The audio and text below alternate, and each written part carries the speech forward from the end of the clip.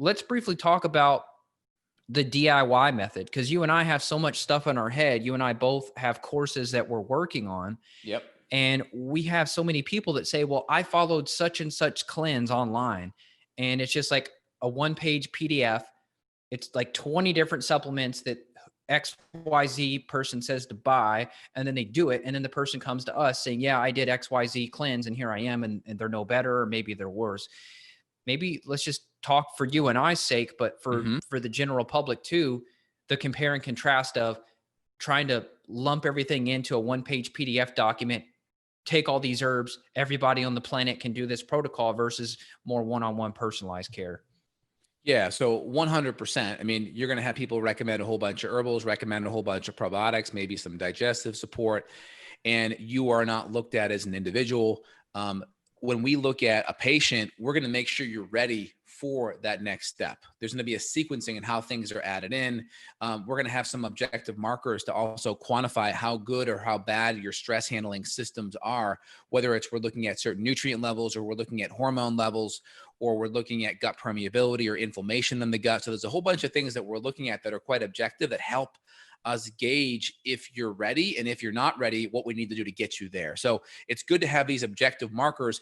When you just have a PDF sheet with a couple of herbs on there and some probiotics, and you just say, take these here. And then, no offense, if things go sideways, what do you do? Yeah. And so it gets tricky.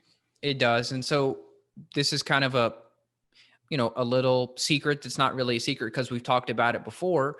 Justin's working on a course. I'm working on a course. And we're having this battle between how do you take the hands-on hand-holding clinical piece that can really steer people from going in the wrong direction. How do you put that into something like that? So that's what we're kind of in the middle of working on now. And you mentioned some of these, maybe some of the lab testing that we can look at. And that's kind of where we're different, is it's not just here's a protocol. It's going to be, hey, there's actually this test on the side. If you want to do that along with a course, you can look at that based on that interpretation you can get on that lab. Now, if you're ready, boom, then you can go into something that's a little bit more broad spectrum and have more success. Correct. And we're doing a little bit more cutting edge testing regarding some of the PCR tests, which is a little bit more sensitive. Some of the baseline stool antigen testing that's run at some of the conventional labs can miss stuff. A lot of time it's not even run, but most of the time it's not going to miss stuff. Number two, we may even run some urinary tests to look at systemic yeast issues or bacterial issues, and maybe even breath tests. I see many, even just conventional gastros, they're not even doing the breath stuff, which a lot more of the cutting edge gastroenterologists like Dr. Pimentel at Cedars-Sinai, they're running breath tests, but a lot of the conventional docs aren't. They may run a scope.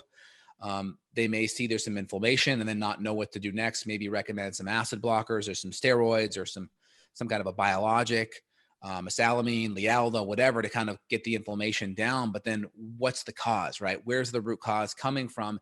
Is it a food issue? Is there gut permeability? Is there an infection? Are there multiple infections? So we really want to line things up in a way. And some of the conventional testing can be okay for end stage or more extreme stuff, but it tends to not be great when you're in that in-between phase. And even people that are sick, I've seen come back as pretty normal. And that can be very, very frustrating as well.